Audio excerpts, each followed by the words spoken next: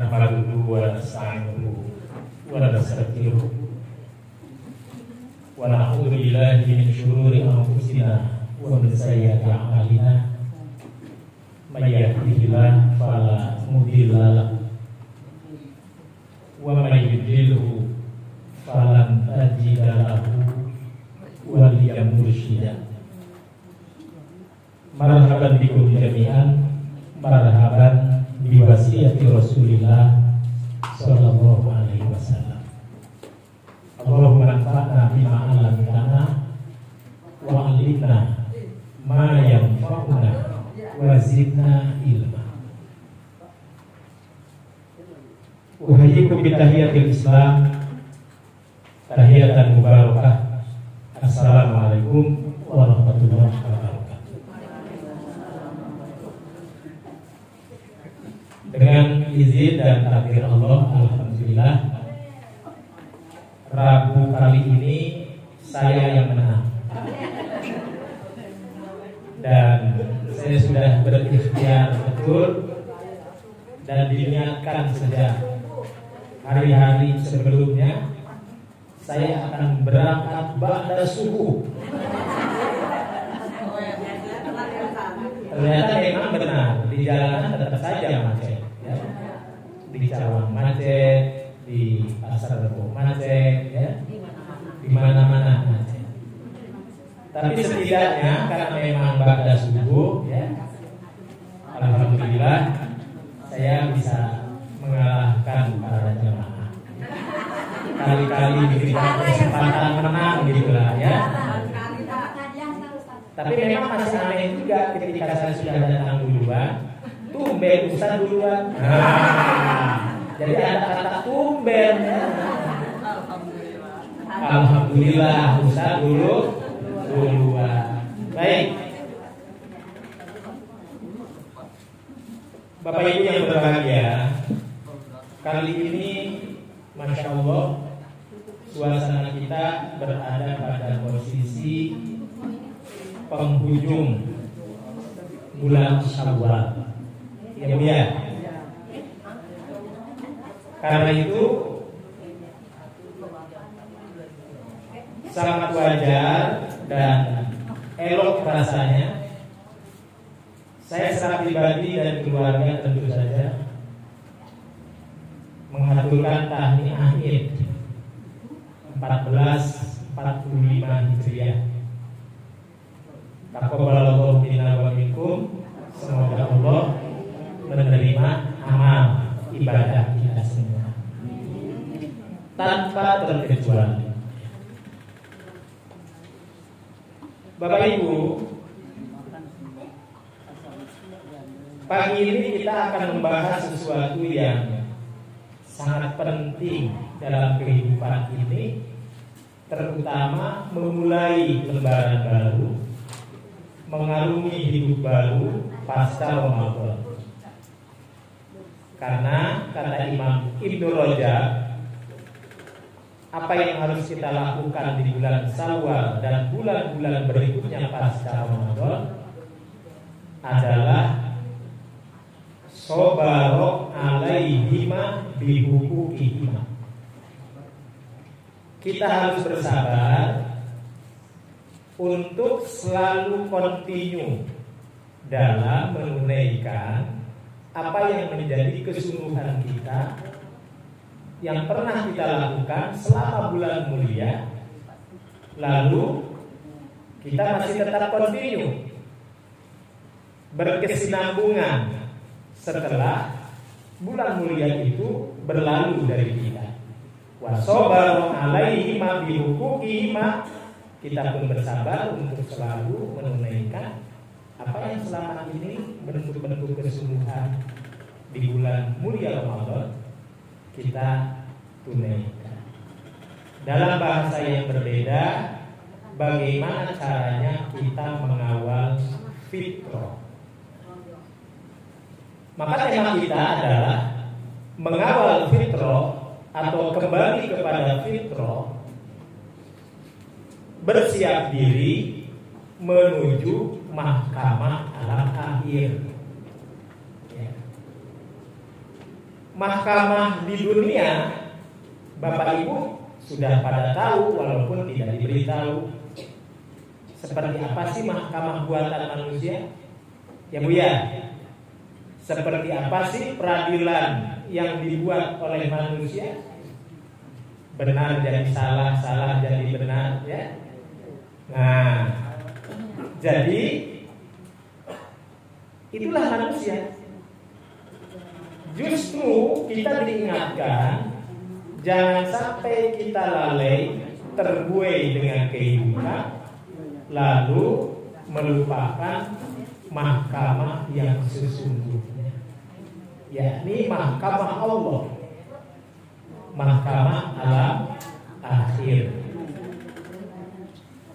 Kurang lebih tahun 1980-an, saya masih kecil waktu itu, masih SD, ya.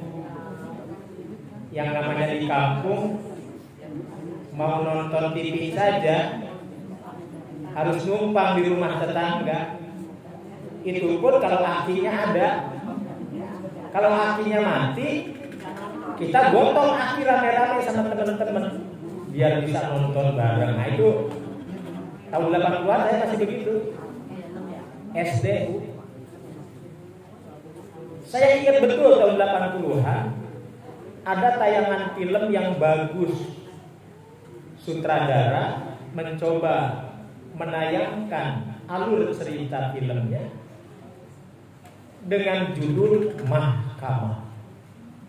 Nah, belum zaman Mahkamah Konstitusi waktu itu, belum ada Mahkamah Konstitusi juga.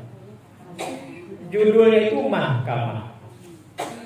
Diambil dari cerita sebuah keluarga, lalu Allah berkehendak setelah sekian lama mereka menjalani hidup, lalu dipanggil oleh Yang Maha Kuasa, meninggal sudah. Nah, cerita meninggalnya itu dikemas sedemikian rupa dalam bentuk pengadilan. Ada jaksa penuntut umum, ada pembela, ya, gitu. Ada hakim yang ketok palu. Ada terdakwa, begitu. Ini film nih, ya, cerita film. Zaman waktu kecil, judulnya Mahkamah. Ternyata cerita ini diadopsi dari perjalanan hidup manusia nanti di alam akhir seperti apa, begitu. Kita semua ternyata diposisikan sebagai terdakwa di mata Allah. Kita ini. Siapa yang menghukumi kita? Yang menghukumi kita adalah amal perbuatan kita sendiri. Siapa pula yang jadi saksi? Yang jadi saksi kita itu adalah ya bagian tubuh kita sendiri. Nah, rupanya film pendek itu terinspirasi dari perjalanan hidup manusia nanti setelah Allah panggil. Kita ini ibarat berhadapan dengan sebuah mahkamah. Nah itu aja, ya. Karena waktu itu masih kecil, kita tidak tahu ini dari mana cerita ini berawal, begitu. Ternyata sekarang kita banyak menemukan kitab-kitab yang ditulis oleh para ulama, sangat bagus sekali, ya. Perjalanan ruh manusia menuju alam akhir. Imam Ibnu Katsir menuliskan dalam kitabnya Al-Bidayah wan Nihayah, jilid terakhir, jilid ke-15. Lalu kitab ini diberi judul tersendiri. Apa judulnya? Nihayatul Fitan wal Malahib. Di dalamnya dijelaskan tentang bagaimana kondisi alam akhir. Ternyata kalau kita rajin-rajin membaca kitab-kitab yang ditulis para ulama muktabar, ulama terpercaya, yang hujahnya dibuktikan dengan riwayat-riwayat yang sahih, sehingga kita betapa yakin terhadap kehidupan alam akhir. Ya, saya secara pribadi juga mawas diri. Ternyata kita ini tidak punya apa-apa untuk diperlihatkan di hadapan Allah nanti. Ya. Apa kaitannya dengan kondisi kita hari ini? Kaitannya adalah berbagai kejahatan manusia, berbagai kejahatan, aturan yang disimpangkan, berbagai macam kecurangan yang dipertontonkan dengan sengaja. Ini benar-benar tidak mendidik anak bangsa, ya. Nah, tapi kita pun harus ingat, Allah menjadikan segala sesuatu melainkan dengan takdirnya. Jadi sebagai orang beriman tetap harus mengedepankan apa? Husnudzon billah.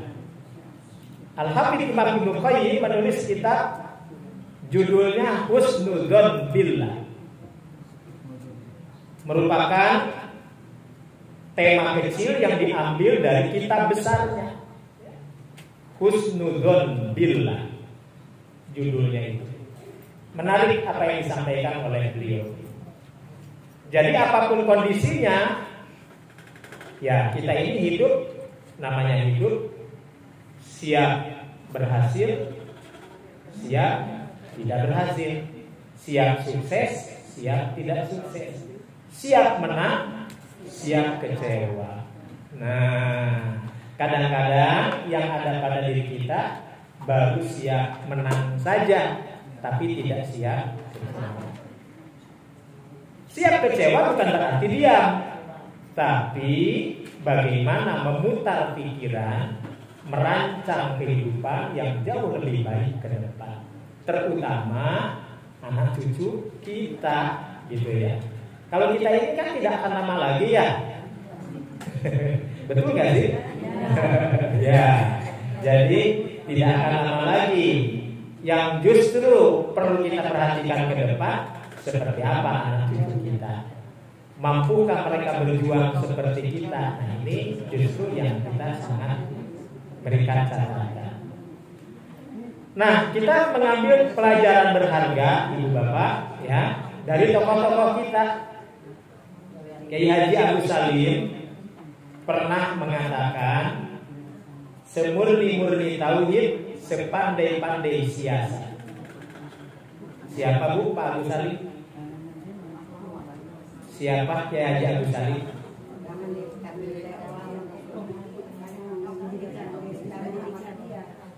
Ya,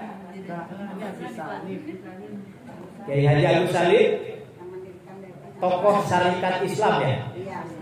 Tokoh Syarikat Islam betul? Pendiri Muhammadiyah. Kiai Haji Ahmad Dahlan kali itu.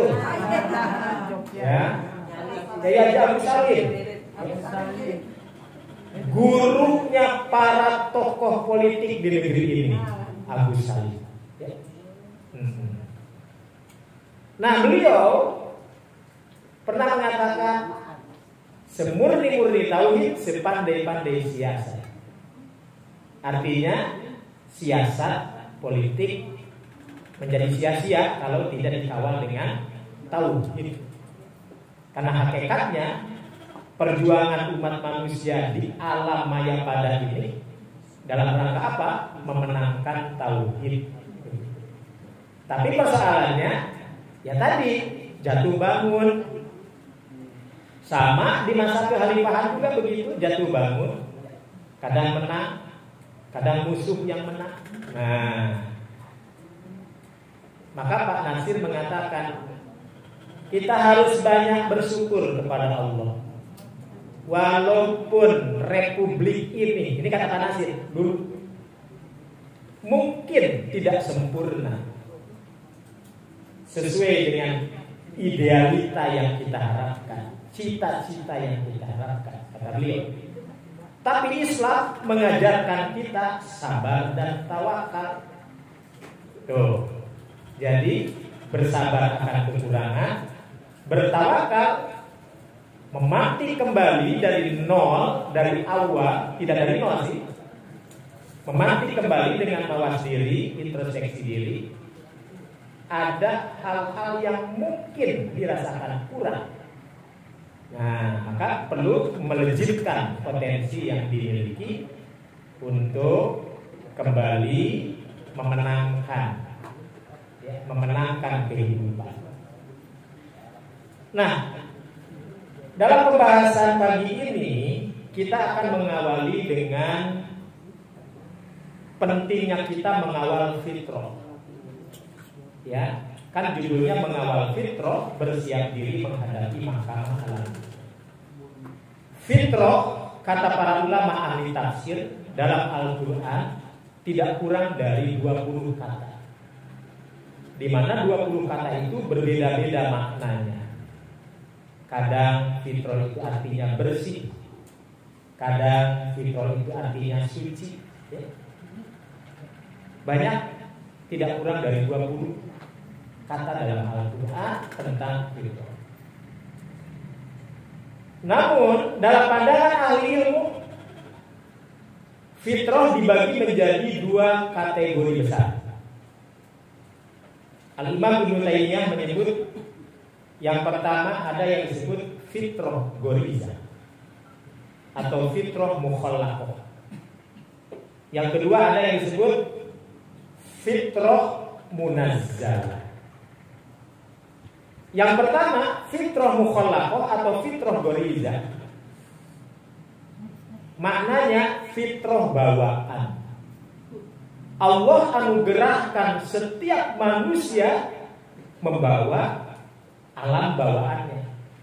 Dari sejak bawaan memang Allah sudah anugerahkan pada kita banyak hal. Rasa berkeinginan untuk makan, untuk minum. Kalau enggak makan, kalau enggak minum, lapar, haus. Nah, lapar haus tidak bicara mukmin, tidak mukmin. Yang mukmin bisa lapar, yang tidak mukmin bisa lapar. Tidak bicara takwa, tidak takwa. Yang takwa bisa lapar, yang tidak bertakwa pun bisa lapar. Tidak bicara dolim, pasif, atau orang-orang yang hanif, lurus. Semua mengalami hal itu. Artinya yang namanya fitrah mukhallaqah, fitrah ghorizah, tanpa terkecuali Allah berikan. Tuh, itu namanya fitrah bawaan, ya, fitrah bawaan atau fitrah mukhallaqah. Tapi tidak setiap manusia bisa menunaikan apa yang Allah inginkan, apa yang Allah kehendaki. Allah menginginkan kita ini bukan hanya fitrah bawaan, tapi juga mempertahankan fitrah yang bersifat ajaran, yang bersifat panduan hidup, yang bersifat hukum yang Allah turunkan, yang bersifat akidah, yang bersifat syariah, pengabdian hamba terhadap Rabb-nya. Nah, ternyata yang kedua ini berat. Tidak semua orang bisa menunaikan sholat yang 5 waktu walaupun olahraga tiap hari. Tidak semua orang bisa bangun malam sholat tahajud walaupun kesehatannya terjamin. Tidak ada yang bisa menjamin bahwa setiap orang yang bergelimang dengan harta bisa menunaikan kewajiban infak sedekahnya. Karena hal ini menyangkut apa? Kepatuhan dan ketaatan kepada Rabbul Alamin. Nah, mematuhi terhadap apa yang Allah inginkan dari aturan-aturan yang ada tersebut, itu disebut fitrah munazzalah. Ya. Jadi memenuhi aturan Allah dalam kepatuhan ketaatan kepadanya itu adalah fitrah munazzalah. Kalau bukan karena fitrah munazzalah, kita tidak akan hadir di sini. Kenapa kita hadir di sini? Karena kita perlu ilmu. Ya kan Bu, Pak? Karena butuh ilmu. Nah, butuhnya terhadap ilmu itu menunjukkan bahwa fitrah munazzalah kita terpelihara. Apa arti munazzalah? Munazzalah, nazzala, yunazzilu itu artinya turun. Munazzalah sesuatu yang diturunkan. Apa yang diturunkan? Aturan Allah. Apa yang diturunkan? Kitabullah. Apa yang diturunkan? Sabda nabinya. Quran, sunnah merupakan dua panduan pondasi aturan-aturan itu. Siapa yang mengawal hidupnya dengan dua aturan ini, berarti dia sudah mampu mengawal fitrahnya. Tuh. Jadi kembali kepada fitrah itu artinya kembali kepada perjuangan tauhid, kembali kepada perjuangan ibadah. Idul Fitri yang kita sebut hari raya ketika kaum muslimin yang menunaikan ibadah puasa berbuka. Jangan sampai satu Syawal ada orang bermuram durja, ada orang kelaparan, kurang bergembira, jangan sampai. Makanya diratakan dengan apa? Dengan zakat yang disebut zakat fitri. Tuh. Ulama-ulama fikih lebih condong menyebut zakat fitri ketimbang zakat fitrah. Fitrah tuh. Fitrah itu harapan. Harapan dari amal ibadah kita mengembalikan kepada fitrah. Nah, itu harapan. Adapun suasana yang terjadi, kenapa disebut Idul Fitri? Karena hari raya itu dilakukan di hari di mana kita berbuka, maka disebut Idul Fitri. Zakat yang ditunaikan diberikan kepada haknya pada salat subuh 1 Syawal, maka itu disebut zakat fitri, zakat fitrah. Nah, menurut para fuqaha yang benar zakat fitri, walaupun umum kita menyebutnya zakat fitrah. Salahkah? Tidak, ya. Cuma para ulama fikih lebih condong menyebut zakatul fitri, lebih kepada fungsinya begitu. Ditunaikan di hari raya gitu. Jangan sampai ada dapur yang tidak ngebul begitu. Bahagia semua begitu, ya. Adapun disebut fitrah, nah itu hubungannya dengan zakatul badan. Bahwa diri ini perlu bersih dari kesalahan sehingga kembali kepada nilai-nilai fitrah. Bapak Ibu bisa lihat tulisan saya ya nanti di Madrasah Abi Umi. Judulnya menarik Bu, kembali ke fitri bukan ke lain hati. Nah, ya. Buka ya Bu ya. Kalau Umi Dinda bacanya agak berdegup-degup Bu. Nah, itu. Padahal kalau dibaca secara utuh, apa maksudnya kembali kepada fitri? Kembali kepada nilai-nilai. Nah, fitrah itu sendiri kembali kepada nilai-nilai bahagia di hari suasana berlebaran yang sesungguhnya seperti apa. Nah, jadi itu bisa dibaca ya dalam tulisan saya tadi. Kembali ke fitri bukan ke lain hati. Silakan Madrasah Abi Umi. Nah, yang kedua, amal kita ternyata Bu ditentukan di masa akhir. Kita boleh sekarang rajin, jangan-jangan di akhir hidup kita malas ibadah, malas nuntut ilmu, malas berinfak, malas bersedekah, atau karena kekecewaan lalu kita futur, lalu tidak berjalan lagi dengan kebaikan seperti seharusnya. Naudzubillah ya. Nah, maka Nabi pernah memberikan gambaran begini Bu. Nih, hadis riwayat Imam Al-Bukhari dari sahabat Sahal bin Sa'ad As-Sa'idi. Ada sahabat mengira kalau dia ahli surga. Tapi kok Nabi tiba-tiba mengatakan, kau ingin tahu siapa ahli neraka? Begitu. Kalau saya yang bicara, atau siapa saja di antara kita yang bicara, boleh kita tidak percaya. Tapi ini Nabi yang ngomong di depan sahabat yang lain. Kata Nabi, inginkah aku tunjukkan di antara kita yang ada ini, siapa yang pengen tahu siapa ahli neraka? Ngeri kan? Nabi ngomong begitu.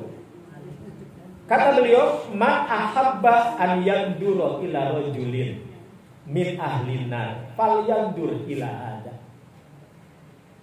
Siapa yang ingin kepengen tahu tentang seseorang ahli neraka, lihatlah seperti apa yang saya ceritakan ini, kata Nabi. Annal abda la ya'malu fi ma yaronas amala ahli jannah wa innahu lamin ahlin nar. Sesungguhnya seorang hamba, dia melakukan amalan yang orang banyak tahunya itu adalah amalan ahli surga. Tukang sodako, tukang zakat, tukang infak, ahli sholat, begitu. Jihad fisabilillah. Nah, wa innahu lamin ahlin nar. Kau tahu sebenarnya dia ahli neraka? Kaget kan sahabat? Nah, maka Nabi melanjutkan kata-katanya, wa ya'malu fi ma yarannas amala ahli nar wa huwa min ahli jannah. Tapi sebaliknya, ada orang yang kelihatannya betul-betul bergelimang dengan amalan ahli neraka, mabok, judi, membunuh, garong, begal, gitu ya, dan lain sebagainya. Semua orang akan berkesimpulan, wah ini ahli neraka. Tapi justru kata Nabi, bisa jadi dia ahli surga. Nah, ini kan.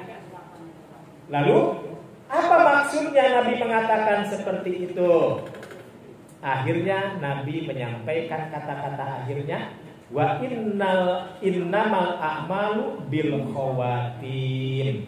Wa innamal a'malu bil khawatim. Sesungguhnya amalan seseorang itu ditentukan, yang dicatat oleh Allah, ingat, masa-masa akhir dari kehidupan tersebut. Maka jangan sampai kita yang sudah rajin ini diakhiri dalam kehidupan dengan satu kehidupan yang buruk, sampai Allah mencatat justru kita ini ahli neraka. Alhamdulillah ya. Nah, kita lihat dalam pergolakan percaturan kita di lapangan yang bergelayut, yang apa artinya bertengger, yang menari di depan mata kita, terutama dalam dunia politik nasional, ya. Bagaimana Bapak Ibu tidak kenyang dengan pemberitaan tiap hari ya Bu?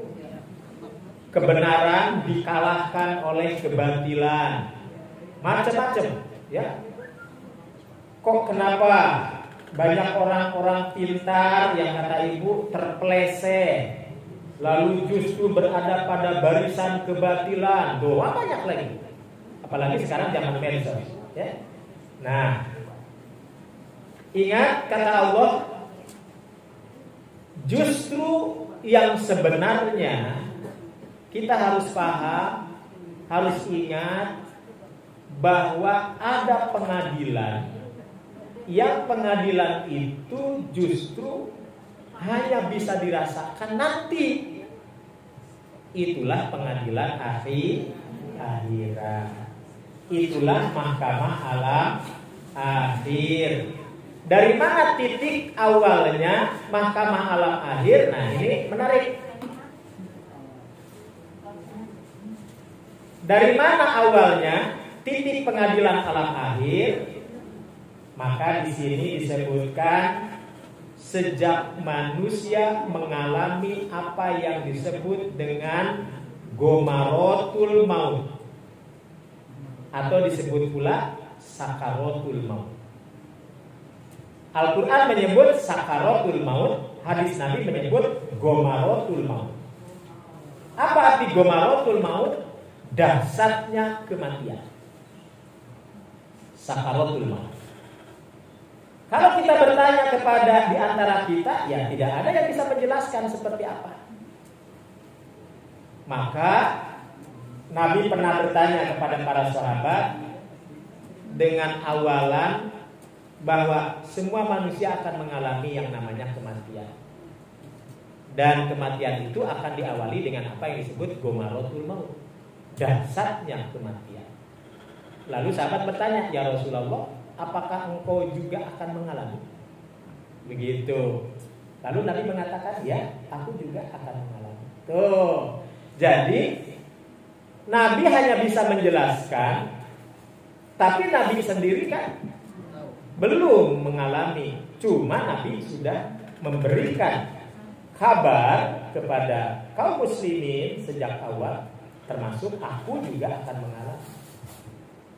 Nah, dalam surat Qaf Allah berfirman, a'udzubillahi minasyaitonir rajim, wa ja'at sakaratul maut bil haqq.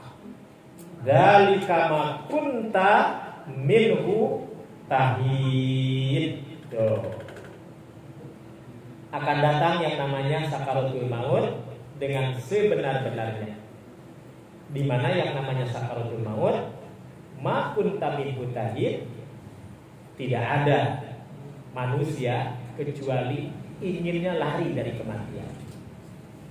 Jadi kita ini tidak mau sebenarnya, ya. Tapi kematian selalu mengejar kita. Dan kita akan mengalami apa yang disebut dengan sakaratul maut. Nah, oleh karena itu, selama hidup ini kata Allah, jangan merasa puas dan merasa nyaman karena kita berada dalam kezoliman.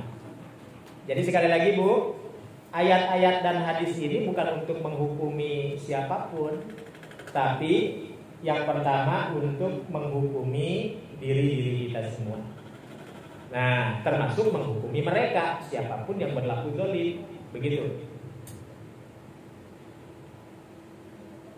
A'udzubillahi minasyaitonirrajim, dalam surat Al-A'raf ayat 99. Fala ya'manu makrallah illal qaumul khasirun. Tidak ada yang bisa merasa nyaman dari kebencian Allah. Tuh. Tak ada yang merasa nyaman dari kebencian Allah, melainkan orang-orang yang merugi. Jadi tidak ada yang merasa aman kecuali orang-orang yang merugi. Jadi ketika kita termasuk orang yang merugi,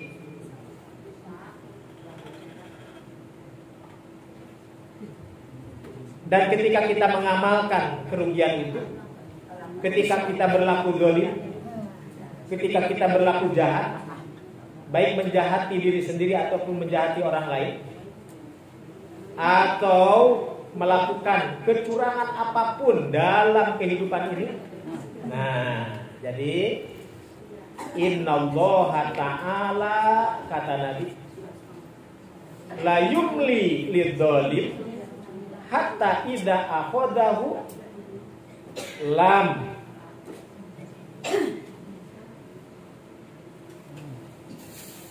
yufallithu. Hadis Imam Bukhari Muslim. Innallaha ta'ala la yumli lidzalim hatta idza akhadahu lam yufallithu. Sesungguhnya Allah Ta'ala akan memenuhi orang-orang zalim sehingga nanti ketika Allah mengambil nyawanya itu tidak diberikan kemudahan. Nah, Bu, pernah baca sejarah tokoh sekuler Turki? Siapa namanya? Mustafa Kemal Atatürk. Kenapa disebut Atatürk? Dia yang membangun Turki modern. Disebut modern di sini maksudnya merubah sistem pemerintahan Turki yang awalnya berada di dalam sistem Islami menjadi sistem sekuler. Itu di zaman Mustafa Kemal Atatürk. Sejarah bangsa menunjukkan banyak orang tergila-gila dengan pandangan Atatürk. Termasuk dulu Bung Karno pernah mengatakan, aku ingin negeri ini, bangsa ini seperti yang dibangun oleh Atatürk. Tahun 30-an Bung Karno pernah pidato begitu. Tapi alhamdulillah tahun 30-an juga Bung Karno tersadarkan. Setelah terjadi perdebatan dengan siapa? Dengan Tuan Ahmad Hasan. Ya, jadi Bung Karno pernah berdebat habis dengan Pak Tuan Hasan. Tuan Ahmad Hasan atau Ustadz Hasan. Ya. Bandung. Ya, Hasan Bandung atau Hasan Bangil. Ya. Nah, kemudian berdebat juga dengan Pak Natsir. Ya, dengan Allah Yarham Pak Natsir. Jadi di tahun 30-an itu memang baik Bung Karno yang sedang menginginkan dalam pikirannya ingin mencoba seperti apa Atatürk menerapkan sistem sekulernya di Turki waktu itu. Sampai-sampai mengubah adzan jadi bahasa Turki, mengubah tempat ibadah jadi museum dan macam-macam. Terus menggantikan bahasa Arab, dihukumkan belajar bahasa Arab, jadi diharamkan belajar bahasa Arab. Tapi semua diganti dengan bahasa nasional Turki. Jadi dia sangat menginginkan Turki betul-betul jadi sekuler. Nah, itu zaman Kemal Atatürk. Dalam berita kematian Kemal Atatürk, menurut para pengawal-pengawalnya, bahkan sampai hari ini siapapun yang ingin berkunjung ke tempat di mana Kemal Atatürk dibenamkan di bumi ini, dikuburkan, sebelum masuk harus disemprot dulu pakai minyak wangi. Ada minyak wangi anti bau.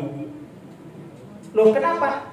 Konon, ya karena saya juga belum ke Turki ya, masih menunggu jamaah yang ngajak. Nah, jadi katanya kalau orang pengen tahu kuburannya Kemal Atatürk itu harus disemprot dulu minyak wangi yang tingkat kewangiannya itu bisa menghilangkan busuk. Karena walaupun jauh di mana itu kuburan, baunya menyengat. Begitu kata para pengawal, para penjaganya. Walau alam ya. Mungkin ini perlu dibuktikan. Ya, tuh. Padahal orangnya sudah mati. Sebelum kematian tiba, dia mengalami sakaratul maut yang hebat. Badannya tinggal kulit dan tulang. Cuma nggak mati, hidup. Ya. Tinggal kulit dan tulang, cuma nggak mati. Oleh Allah dibiarkan hidup. Tuh, oleh Allah dibiarkan hidup, tinggal tulang dan kulit. Dari mulutnya, dari sekujur badannya, tidak ada seorang keluarga pun dan orang-orang dekatnya yang bisa merapat karena saking menyengatnya bau bangkai yang sangat luar biasa. Akhirnya diupayakan agar bisa dikuburkan di tempat yang lebih jauh, ditindih pakai batu, baunya masih belum hilang juga, ditindih lagi, baunya masih belum hilang juga. Tuh, ini adalah gambaran hidup, bukan dalam Al-Quran, bukan dalam cerita masa lampau, tapi hidup di zaman modern. Kan beliau disebut Turki modern. Ya. Maka benar kata Allah, innallaha ta'ala la yumli lidzalim hatta idza akhadahu lam yufallithu. Sesungguhnya Allah Ta'ala akan memenuhi kepada orang zalim sampai malaikat pencabut kematian mengambilnya, dia tidak diberikan kesempatan untuk menikmati. Menikmati apa? Menikmati dicabutnya ruh dari jasad. Jadi dicabutnya ruh dari jasad. Emang dicabutnya ruh dari jasad itu enak? Tidak. Kecuali bagi mereka orang-orang yang dalam hidupnya beramal soleh. Nah, oleh karena itu dalam riwayat Imam Bukhari Muslim ini mestinya menjadi perhatian bagi para pelaku di dunia ini, terutama para pemangku kebijakan. Jangan sembarangan bikin aturan, jangan sembarangan melanggar, jangan suka bohong-bohongan dalam apa? Dalam peradilan, jangan suka mencari-cari kesalahan orang yang tidak berbuat salah. Nah, ini kan perhatian juga untuk kita semua. Jadi ayat dan hadis ini ditujukan untuk kita. Lanjut. Saya bukan pelaku, tapi saya ikut berkomplot. Nah, ini gimana ini? Saya tidak pelaku, tapi saya berkomplot. Masih juga diancam oleh Allah Subhanahu wa taala. Pendukungan termasuk komplot. Ya, tenang. Udah tanpa ada. Ya. Mari kita perhatikan ayat Allah yang terbentang dengan gamblang di dalam surat Al-Furqan. Ya. A'udzubillahi minasyaitonirrajim. Surat Al-Furqan ya. Surat 25. Ayat hilang jadi. Ya. Baik. Nanti dibuka dalam surat Al-Furqan pokoknya dari ayat pertama Cari dah. sampai ayat terakhir, cari sendiri ya. Tentang apa dah? Tentang apa? Wa yauma ya'addu ad-dhalim ala yadayhi yaqul ya laitani ittakhadtu ma'ar rasul Ayat 27 sabila. 2728 Dan ingatlah hari ketika itu orang-orang zalim menggigit dua tangannya seraya berkata, andaikan aku mengambil jalan bersama para rasul. Selama ini rasul diabaikan. Selama ini orang yang memberikan jalan kebenaran diabaikan. Ya wailata laitani lam attakhid fulanan khalila. Alangkah celakanya aku, kiranya aku dulu tidak menjadikan si fulan sebagai bagian dari barisanku, ya, dari teman karibku. Jadi penyesalan tidak datang di awal, ya. Laqad adallani anidzikri ba'da ija'ani wa kana syaitanu lil insani khadula. Sesungguhnya dia telah menyesatkan aku dari Al-Qur'an ketika Al-Qur'an itu telah datang kepadaku, dan adalah setan itu tidak mau menolong manusia. Jadi setan hanya membisikkan.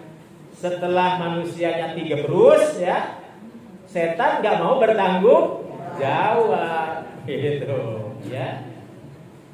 Ya, disinilah pentingnya saling menasihat. Oleh karena itu, Rasulullah SAW memberikan gambaran. Ini tafsir dari kalimat Allah tidak tidur. Kan begitu? Kan sering mendengar ya, Allah tidak tidur.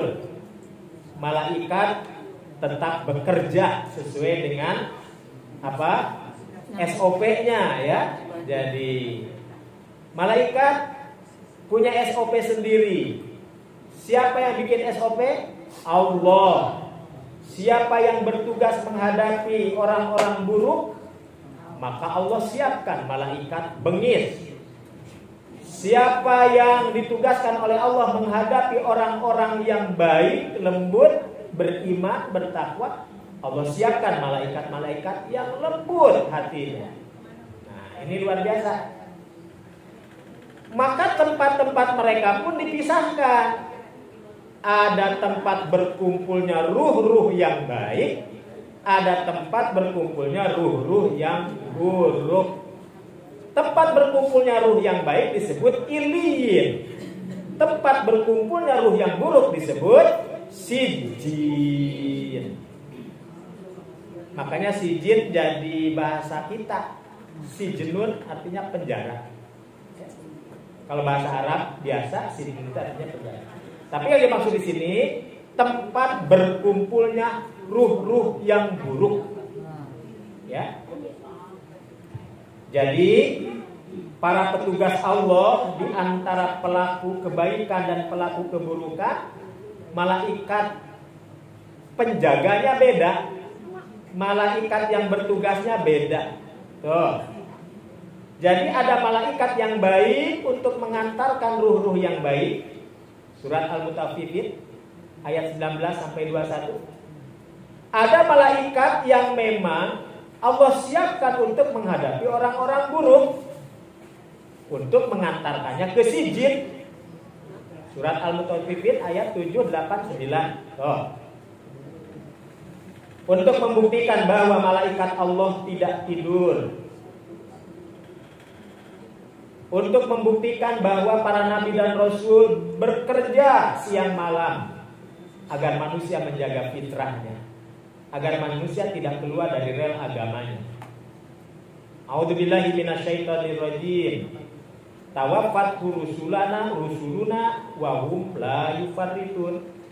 Para utusan kami ya itu tidak diam.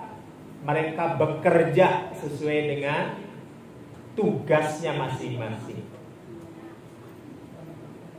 Oleh karena itu, orang-orang beriman maka akan mendapatkan kelancaran ketika nyawa keluar dari jasad.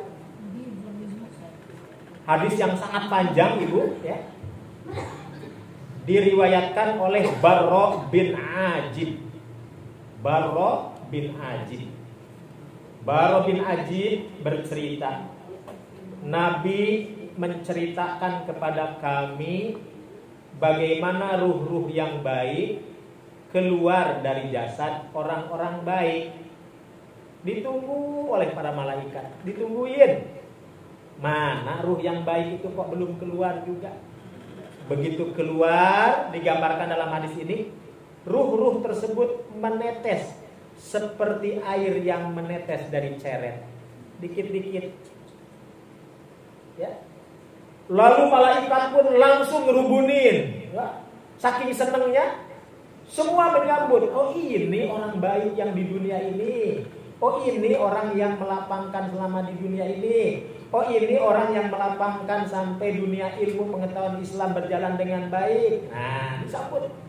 Malaikat seperti rebutan gitu ya,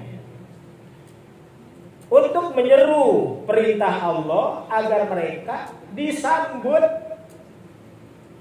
Dan ruh itu betul-betul disambut sebelum dikembalikan ke jasad yang dikubur. Kan ditarik oleh Allah nyawanya, disambut oleh malaikat, dinaikkan dulu ke mana? Ke langit. Di mana di langitnya? Yang tadi iliyin. Nah, ya, diiliyin dulu. Setelah diiliyin disambut. Malaikat yang wangi-wangi itu, malaikat yang mukanya berseri-seri itu Malaikat yang lembut-lembut itu menyiapkan kapan dari sorga. Oh, padahal waktu di dunianya kapannya cuma bikinan pamatek ya. Nah, tapi diganti oleh Allah Subhanahu wa taala, para malaikat menyambutnya mereka ya, dengan kapan-kapan yang terbuat dari sorga itu, siap menyambut ruh-ruh yang baik. Lalu dengan pelan-pelan ya, mereka menarik nyawa orang yang baik dari jasad sampai menetes seperti tetesan air dari ceret, kata Nabi. Lalu diangkat kemana? Ke Iliyin. Dari Iliyin rame-rame, kebayang ya, rame-rame diantarkan oleh malaikat-malaikat yang berseri-seri tadi untuk sampai ke jasadnya lagi. Lalu akan datang malaikat yang lain mengatakan, saya memberikan kabar padamu tentang kabar gembira apa yang akan engkau terima setelah ini. Nah, jadi seperti itu. Demikian pula kata Bara bin Azib, beliau menceritakan sebaliknya, ya, sebaliknya. Orang-orang yang berbuat syirik, orang-orang yang berbuat dolim, orang-orang yang berbuat buruk, orang-orang yang berbuat curang, sama ditunggu juga oleh malaikat. Mana si bedegul yang belum datang juga. Jadi malaikat sudah ngenes, kata Ibu Sarifah ya. Sudah enak katanya. Jadi itu malaikat sudah siap, ternyata sudah siap. Mana si bedegul yang kemarin sombong ini, ditungguin sama semua. Begitu sudah tepat waktunya, maka malaikat yang bengis itu menarik napas dari jasad sekuat-kuatnya, sekencang-kencangnya, bagaikan kata Bara bin Azib, seperti seorang jagal yang menarik paha kambing yang si dagingnya itu terlilit tulang belulang yang bercabang. Jadi yang namanya daging mentah itu kan kuatnya kalau ditarik, kalau tidak dengan pisau kan kuat. Nah itu kan ada urat, ada tulang muda, itu nggak mudah ditarik. Sementara malaikat ini nggak peduli, ya, ditarik aja, bagaikan daging kambing yang terlilit dengan tulang belulang, dengan otot yang bercabang, dipaksa, dibetot, ya. Sakit, boro-boro dibetot begitu, bisul aja, ya. Udah mateng, masih ada sakit. Lah ini dipaksa, gitu ya, dipaksa. Naudzubillah min dzalik. Nah, sudah ditarik, maka mereka disuguhi para resepsionis yang bengis-bengis. Tak ada muka-muka malaikat yang menyejukkan. Semua serem. Lebih serem ketimbang penagih pinjol. Ya, lebih serem ketimbang, pokoknya serem gitu ya. Nah, bahkan ada juga malaikat yang sudah menyiapkan kapan yang terbuat dari neraka. Bahannya sangat kasar, yang apabila dipakai sangat sakit. Dipaksa keluar dari jasad, lalu dilempar sambil dikutuk, ya. Semua malaikat yang bengis-bengis tadi mengutuk. Oh ini si jahat, oh ini si begal, oh ini si curang. Pokoknya semua bentuk-bentuk penghujatan itu betul-betul ditumpahkan. Sampai mereka disimpan dulu di mana? Sijjin. Tadi di Iliyin ya. Nah ini di sijil. Kalau ruh-ruh yang baik betul-betul disambut sedemikian rupa dengan penuh kesenangan dan aroma wangi yang sepanjang perjalanannya, ini indah, bau menyengat, dan tak henti-hentinya orang-orang yang mengelilinginya pun demikian, malaikat yang melihat pun demikian, dirinya pun demikian. Nah disambut, lalu nggak pelan-pelan lagi itu, ya. Dari sijil dimasukkan kemana? Ke jasad yang dikubur. Nggak pelan-pelan lagi. Kata Al-Quran, bagaikan dilempar dari langit, disambut oleh burung gagak, elang, ya, disamber. Tahu gak burung gagak, burung elang? Ya ini mungkin lebih hebat dari itu ya burungnya. Di sini disebutkan atuir saja, atuir, burung. Auyahwi bihri timakanin sahih. Lalu dilempar ke tempat yang jauh, belum, gitu ya. Nah, jadi dilemparkan ke tempat yang jauh, ya, seperti itu. Lalu dimasukkan ke jasad yang dikuburkan. Setelah itu datang malaikat yang lain membawa berita. Hei, manusia buruk, ada kabar untukmu. Lihat olehmu apa yang akan terjadi setelah ini. Sambil ditunjukkan sesuatu yang sangat tidak menyenangkan. Nah, jadi semua orang sinis, semua malaikat maksudnya ya, semua malaikat sinis kepada dia, ya. Dan terus menerus menghujat tak henti-hentinya. Itulah mahkamah alam akhir. Belum masuk surga neraka ya, belum. Tapi itulah mahkamah pertama yang akan dialami oleh mereka, orang-orang yang berbuat keburukan selama di muka bumi. Ya, tentu saja bagi kita, semoga kita tidak termasuk dalam barisan tersebut. Terakhir, ini jam 10:23. Betul ya? Ya. Bapak Ibu, perlu kami sampaikan, zuhur saya harus sudah di Gedung Geraha Mandiri untuk melepas jamaah haji dari Pertamina. Ya. Jadi zuhur. Jadi mudah-mudahan jam 11 sudah bisa bertolak. Tapi nggak ikut sholat kan? Enggak, kayaknya melepas aja.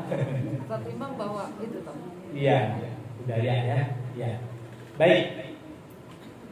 Maka apa yang harus kita lakukan Bapak Ibu? Tentu saya sangat miris sekali, ya. Saya sangat terpukul sekali dengan ayat-ayat hadis dan riwayat yang sahih ini. Apalagi kita yang sedang mempersiapkan diri, karena kata Nabi, umur umatku hanya diberikan kesempatan antara 60 sampai 70. Berarti kalau ada yang lepas lewat 70 itu bonus, begitu ya. Nah, berarti memang betul-betul ini menjadi perhatian. Oleh karena itu berbuat baiklah kita, maka engkau akan selamat. Ya. Dalam bahasa Al-Quran, dalam surat Al-Furqan ayat 70, Allah paham memang tidak semua manusia itu bisa mengawal kebaikan. Pajtalakumus syayatin, kata Nabi. Setan selalu saja menggoda, menjerumuskan. Kalau sudah terjerumus, setan tidak bertanggung jawab, ya. Jadi hanya orang-orang yang diberikan kesempatan oleh Allah untuk melakukan kebaikan sebanyak-banyaknya. Urusan putusan itu urusan Allah. Tapi kabar gembira dari Allah, dan ditegaskan oleh Nabi, artinya menegaskan ayat Al-Quran, bahwa amalan-amalan baik bisa menghilangkan amalan-amalan buruk, atau paling tidak mengimbangi amalan-amalan buruk. Nah, Al-Quran menyebut, a'udzubillahi minasyaitonirrajim, faulaika yubaddilullahu sayyi'atahum hasanat wa kanallahu ghafurur rahim. Mereka adalah orang-orang yang mampu merubah keburukan-keburukan dengan perkara-perkara baik. Maka dengan demikian Allah Maha Pengampun, Allah Maha Penyayang. Ini kabar gembira bagi siapa? Bagi orang yang ingin berubah. Dalam bahasa para ulama, bagi mereka yang insaf. Apa itu insaf? Insaf jadi bahasa kita insaf. Jadi insaf itu bagi mereka yang segera sadar diri. Bu, masih ingat gak? Memang tidak boleh ya mengungkit-ungkit, bercerita tentang masa lalu yang buruk, kan gak boleh ya. Tapi kalau untuk pelajaran, para ulama membolehkan. Buktinya Abu Lahab disebut-sebut terus dalam Al-Quran. Tabbat yada Abi Lahabin wa tab. Ayat ini kata para ulama, boleh menjelaskan keburukan masa lampau kalau sekiranya untuk diambil pelajaran. Fir'aun diceritakan berulang kali dalam Al-Quran. Nah, ini boleh kita ulang kembali bagaimana mereka dikusruhkan ku Allah. Nah, tahu dikusruhkan? Ya, artinya dijontrotkan ya oleh Allah Subhanahu wa taala di laut merah ataupun yang lain-lain. Nah, ini juga sama. Jadi bercerita tentang masa lampau ya. Ada seorang tokoh ateis di zamannya. Saya tidak sebut namanya ya. Ada seorang tokoh ateis di zamannya. Dia lawan dari tokoh-tokoh Islam terkemuka, di antaranya Buya Hamka. Siapa itu? Siapa? Dia lawan dan Buya Hamka. Sama-sama sastrawan. Buya Hamka sastrawan yang membela Islam dengan karya-karya sastranya, sementara lawannya dia membela mati-matian tentang paham kirinya, paham komunisnya, paham ateisnya. Tapi pada akhirnya orang ini setelah merasa bahwa sadar diri, umur makin bertambah, dan sebentar lagi Allah akan memanggilnya, sikap ateisnya luntur. Jadi sikap ateisnya luntur, bahkan menasehati anak-anaknya, nah kalau bapak nanti sudah tidak ada, jangan lupa kalian belajar agama sama Buya Hamka. Tuh, ini lawan debatnya Buya Hamka dalam dunia sastra. Siapa namanya? Siapa? Pramudia Nadatul. Masa sih dia? Nurholis Majid. Ya, betul. Tadi salah satunya betul tadi ya. Yang jawab yang betul yang di tengah-tengah. Ya. Jadi Mas dikenal dengan Mas Pram ya.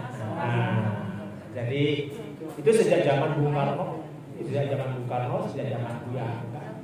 Jadi tokoh-tokoh negeri ini sekiri apapun tetap masih menghargai nilai-nilai kesantunan, nilai-nilai moral dari keteladanan para tokoh-tokoh Islam di zamannya seperti Buya Hamka. Nah, jadi ketika jelang kematiannya, salah satu amanat pada anaknya begitu ya. tolong datangin Buya Hamka, kamu banyak-banyaknya belajar kepada Buya Hamka. Tanya Buya Hamka, gitu ya. Ini luar biasa. Buya Hamka kaget. Ya. Ananda disuruh siapa datang ke sini? Ayah yang menyuruh kami agar kami banyak bertanya kepada Buya. Oh, ya. Itu Mas Pram, dikenal dengan Mas Pram. Mas Pram atau apa lagi ya? Kemudian ya lain lagi soal tadi yang minta disolatkan dengan diimami oleh Buya Hamka. Kalau itu menyangkut siapa? Bung Karno langsung gitu Pak ya. Artinya semuanya seperti itu. Demikian pula akhir wafatnya tokoh-tokoh tertentu yang memang mengakhiri hidupnya seperti tadi. Masih bagus ketimbang cerita Kemal Pasha Ataturk ya, masih bagus.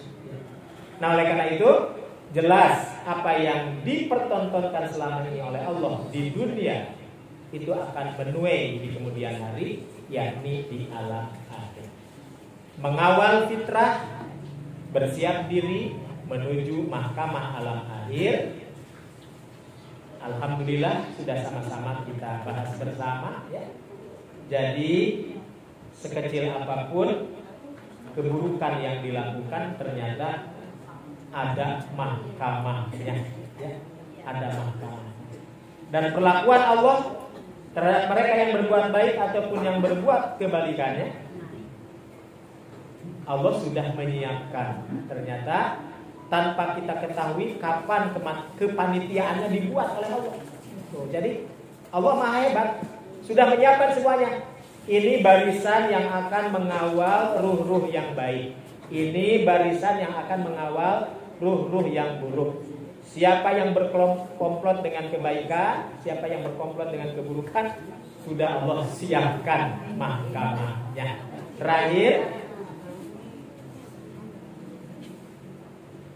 ruh-ruh yang baik akan berkumpul dengan ruh yang baik. Ruh-ruh yang buruk berkumpul dengan ruh-ruh yang buruk. Tidaklah ruh yang baik melainkan akan saling menguatkan sesama mereka. Tidaklah ruh yang buruk melainkan akan memperlihatkan centang perenangnya mereka. Jadi kumpul-kumpul kita di sini mudah-mudahan ini bagian dari berkumpulnya ruh-ruh yang baik. Lalu Nabi mengatakan al-arwahu junudun mujannadah. Ruh-ruh itu berbaris seperti pasukan tempur yang berbaris rapi. Jadi kalau kita terdiri dari komplotan yang baik, kita diumpamakan oleh Nabi, kita ini pasukan tempur yang berbaris rapi gitu. Jadi tidaklah mereka berkumpul melainkan saling mengikat, tidaklah mereka berpisah ya, melainkan ya itu karena memang ada hal-hal yang membuat harus berpisah. Jadi berkumpul karena Allah, berpisah pun harus karena Allah. Aku lupa lihada wa astagfirullah li wa lakum. Wassalamualaikum warahmatullahi wabarakatuh. Nah, silakan ditambahi ya, silakan. Nah, kan tadi dia bicara takdir saat ya. Kan semua juga udah takdir Allah. Jadi kita seolah-olah diem aja. Terus di mana amar ma'ruf nahi munkarnya nih? Baik. Untuk khairu umat ukhrijat linnas mana nih, Pak? Iya. Siap. Apalagi? Lagi. Ada yang enak Bu Erna saya yang jawab ini saya tanyain. Atau Bu Erna kemarin suruh tanyain saya. Kalau umpamanya yang sekarang udah pada curang kita enak banget dengan kayak begitu. Terus kata kan ada hadis itu nomor 4. Ada orang melakukan amalan ahli neraka, tapi takdir mendahulunya dia melakukan amalan dia masuk surga dan sebaliknya. Lah keenakan banget dia begitu tiba-tiba kok bisa diampunin gitu. Begitu tak gimana tetap? Atau Bu Erna tuh tak kemarin. Ya. Baik. Ya. Hadis tersebut diletakkan oleh para ulama, diberi judul tentang itu hadis nomor 4 itu tentang hadis 4 ya, hadis 4 dari hadis Arba'in. Ya. tentang Hadis penciptaan keempat. manusia sih sebenarnya. Tentang penciptaan manusia yang sudah digariskan takdirnya oleh Allah. Baik, Bapak Ibu, jangan salah memahami, jangan salah menafsirkan, apalagi menyimpulkan. Ya. Siapa pemegang hisab? Siapa pemegang hisab? Allah. Jadi hadis-hadis Rasulullah yang bicara tentang kebaikan dan keburukan, kebaikan akan menuai kebaikan, keburukan akan menuai keburukan, itu sifatnya khobariyah. Jadi sifatnya apa? Khobariyah, kabar. Kabar dari Nabi begitu. Adapun prosesnya kita tidak diberitahu. Nih, Bapak Ibu, apakah kita beriman bahwa kita berkumpul di sini Allah sudah takdirkan di Lauhil Mahfuz? Apakah kita masuk surga atau masuk neraka? Yakin? Sudah ada takdirnya, yakin? Yakin, Bu? Sudah ada takdirnya dari Allah bahwa kita masuk surga atau masuk neraka, yakin? Dengan hadis tadi, yakin? Yakin. Karena mengimani takdir itu rukun iman. Gundah gulana kita itu tanda iman. Karena kita takut kalau sampai kita tercatat di Lauhil Mahfuz yang masuk nerakanya Allah. Maka gundah. Nah, gundah gulana kita ini tandanya kita iman. Oh. Adapun kesaksian Nabi di hadapan para sahabat, man ahabba, siapa yang ingin tahu bima yaronas, apa yang selama ini dilihat banyak orang, dia ahli surga. Ternyata dia ahli neraka. Nah, jadi itu proses. Jadi proses. Karena itu perjuangan sudah dilakukan, pengorbanan sudah banyak, usaha sudah maksimal, hasilnya jeblok katakan. Ingat bahwa manusia tidak dituntut untuk apa artinya mengetahui hasil dari sebuah usaha, tapi manusia diperintah oleh Allah untuk memproses sebuah usaha. Jadi amal baik seseorang itu yang dinilai prosesnya atau hasilnya? Prosesnya. Tapi keenakan Pak Ustadz, proses aja terus, hasilnya nggak dapat kata siapa. Ya, lihat orang-orang Gaza.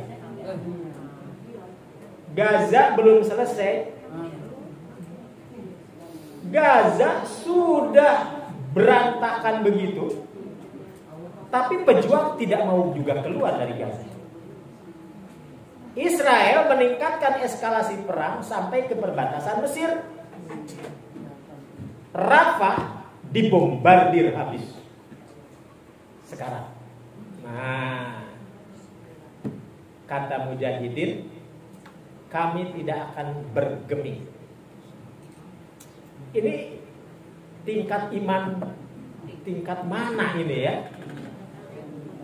Akhirnya menjiwai kepada anak-anak mereka pun begitu. Ya, rasional. Orang-orang Eropa, orang-orang Barat, termasuk warga Amerika. Betul, Eropa terlibat dalam perang ini. Amerika terlibat dalam perang ini. Para pemimpin dunia Barat terlibat dan ikut setuju dengan penghabisan genosid ini. Tapi Allah bukakan pintu hati ke masyarakat Barat dan masyarakat Eropa Jadi lain pemerintahnya, lain masyarakatnya. Universitas terbesar di dunia, di negara-negara barat, di negara-negara Eropa turun semua menyerukan bebaskan Palestina. Sementara pemerintahnya mendukung genosid. Jadi pertanyaannya, apa skenario Allah di balik itu semua? Sama dengan kenyataan yang kita hadapi di sini, yang baru saja kita terlibat di dalamnya. Apa maksud Allah di balik itu semua?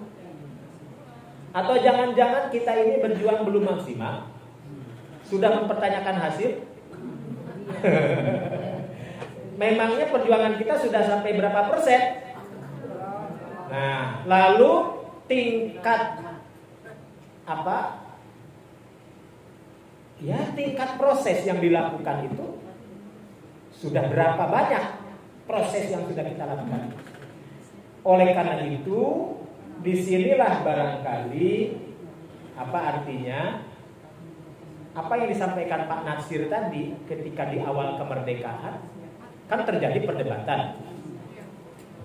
Kubunya Kartosuwiryo pengennya udah saja ambil alih kekuasaan ini dengan kekuatan senjata yang dimiliki, paling tidak minimal Jawa Barat diselamatkan.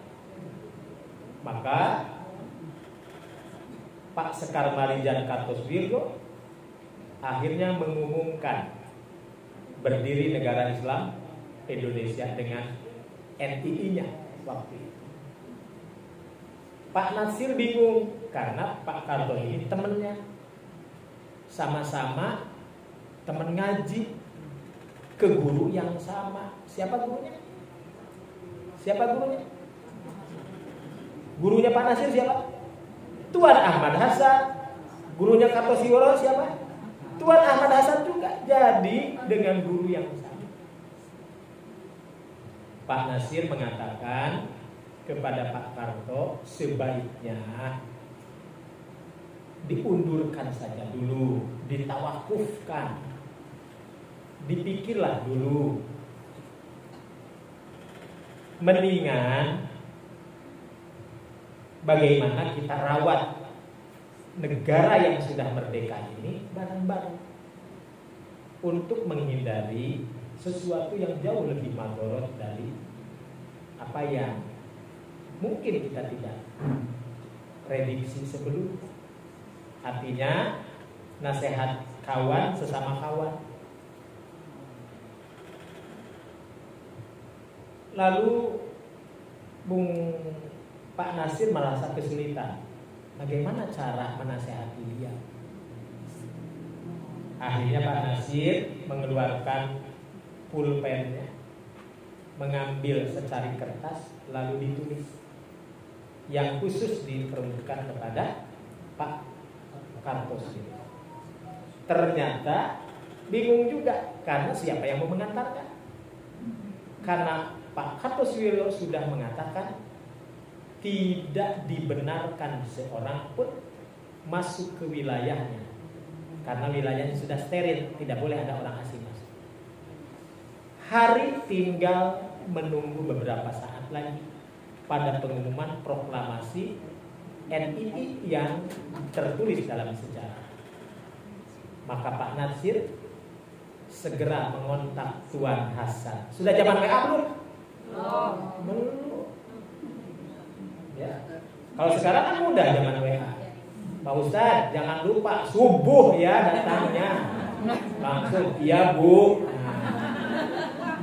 Gitu kan gampang. Dulu gimana coba Pak Natsir? Tapi Pak Natsir akhirnya berupaya keras bisa menemui Tuan Hasan. Kata Pak Natsir, Ustadz, Pak Kartosuwiryo hanya mau mendengarkan gurunya, tidak mungkin mendengarkan orang lain. Tolong ini surat sampaikan kepada beliau. Walaupun Tuan Hasan guru Pak Natsir, disuruh sama murid mau? Mau. Demi apa? Demi perjuangan. dengan rela hati, dengan sepenuh keikhlasan, Tuan Hasan membawa secari kertas ini lalu datang kepada Pak Kartoswiryo. Apakah langsung diterima? Tidak. Tuan Hasan tertahan para penggawanya Kartoswiryo. Dia harus menunggu 3 hari 3 malam. Ya, oh, guru begitu. Kan dia tidak tahu. Jadi dia sebagai imam besar menyerukan kepada pengawalnya tidak boleh seorang pun masuk ke wilayah. Kecuali dong. Harus ditolak, harus steril. Dia sudah tidak berpikir lagi guru atau siapa, tolak. Yang akan mengganggu jalannya proklamasi yang menurut dia ini sudah ikhtiar yang benar. Ternyata menyisakan pesan yang tertunda. Setelah diproklamirkan, baru Pak Kartoswiryo bertanya kepada ajudannya, "Hei ajudan, pengawal, adakah orang datang ke sini?" Ada. Namanya Ahmad Hasan. Kaget. Marah Soekarno. Marah siapa? Pak Karto. Kenapa kalian tidak izinkan dia masuk? Nah, kata pengawalnya, bukankah imam yang melarang kami melarang setiap orang yang masuk? Diam lagi. Pesan apa yang diberikan? Secari kertas. Dibaca sama Pak Karto. Bla bla bla bla bla bla bla bla. Pesan Pak Natsir agar Pak Kartoswiryo menunda. Dipikirlah dulu. Tapi kata Pak Karto, apa kata beliau? Ludah sudah tertelan, tak mungkin bisa dikeluarkan kembali. Nah, maka disampaikan kepada Pak Natsir, sudah kadung kami proklamirkan. Apa jawab Pak Natsir? Pak Natsir marah? Tidak. Kata Pak Natsir, ditulis lagi kata Pak Natsir, mulai hari ini kita tetap berkawan dalam perbedaan. Dalam perbedaan? Ya. Perkawanan tetap dijalin dengan Pak Karto. Tapi ijtihad politik menentukan negara ini, saya tidak tanggung jawab kalau terjadi apa-apa. Dan saya sudah mengingatkan Anda. Ternyata benar, tak lama kemudian seluruh pegunungan Jawa Barat dipager betis oleh siapa? Oleh Siliwangi. Siapa pimpinannya, komandannya? Ayo, siapa yang pernah hidup di zaman itu? Saya hanya tahu dari dongeng kakek. Ibrahim Aji. Ya, Ibrahim Aji. Saya sudah dengar cerita ini sejak SD. Jadi Bu, ternyata tuh, ya, perjuangan tidak semudah membalikan telapak tangan. Begitulah cara menghadapi persoalan besar. Kita harus banyak berkaca kepada tokoh-tokoh kita. Jadi kita ini tidak pernah kehilangan keteladanan sebenarnya yang dicontohkan bapak-bapak kita. Pak Natsir bukan berarti tidak mau bertempur, bukan. Bukankah yang menghalangi Pak Natsir untuk naik jadi pahlawan nasional itu gara-gara fraksi ABRI waktu itu tidak setuju karena dianggap Pak Natsir terlibat RI. Baru di zaman Bahtiar Homsa, Menteri Sosial, dikuatkan oleh para tokoh-tokoh, Pak Natsir harus jadi pahlawan nasional waktu itu, ya. Nah ini bicara sejarah. Supaya kita kan begini, yang namanya sejarah itu kan berulang ya, berulang. Jadi masa kejayaan, masa keruntuhan, jaya lagi, runtuh lagi, jaya lagi, runtuh lagi. Ya, kita tidak tahu apakah kita ini masuk dalam masa yang menyenangkan atau masa yang tidak menyenangkan. Yang jelas, alhamdulillah kita masih bisa ngaji. Ya. Nah, maka kita harus sudah berpikir. Ini kan yang haji ini rata-rata generasi apa nih? S3 S4. Nah, berarti kita harus sudah berpikir suatu saat kelak atau dari sekarang dirancang kapan kita menghadirkan anak cucu. Kayaknya rame juga ini, ya. Dibikin gathering ya, istilahnya gathering ya. Dibikin semacam mukhoyah, dibikin semacam mabit. Jadi anak-anak kita juga harus tahu perjuangan kita, gitu. Anak-anak kita juga harus paham bagaimana pahit getirnya sebuah perjuangan. Hanya itu yang bisa kita wariskan untuk generasi yang akan datang. Nah, maka waktu saya SD nih ya, ketika Pak Guru nyuruh, ayo tulis gambar pahlawan. Nah, itu semuanya masih ingat. Ada yang nulis Diponegoro, ada yang nulis Imam Bonjol, ada yang nulis Hasanuddin, macam-macam. Tengku Cikditirto. Saya melukis waktu itu, ya namanya juga zaman SD. Ya. Saya menggambar tokoh Pak Nasir waktu SD. Saya entah dapat dari mana gitu gambar Pak Nasir itu, dari majalah Al Muslimun. Ya. Tahun berapa gitu, tahun 80-an. Saya berikan sama bapak saya dan menikah. Pak, ini punya gambar. Wah, dari mana dapat gambar ini? Kamu tahu nggak perjuangan bapak yang kau gambar ini? Ceritalah dia tentang tokoh-tokoh. Itu waktu SD. Sampai sekarang ingat aja. Nah, ini yang perlu kita wariskan itu seperti itu. Jadi sudah waktunya bapak ibu bercerita kepada anak cucu tentang perjuangan. Ya. Oleh karena itu saya pikir itulah yang dapat saya sampaikan, kurang lebihnya mohon maaf. Masih ada? Ya, 10.50 silakan, masih ada.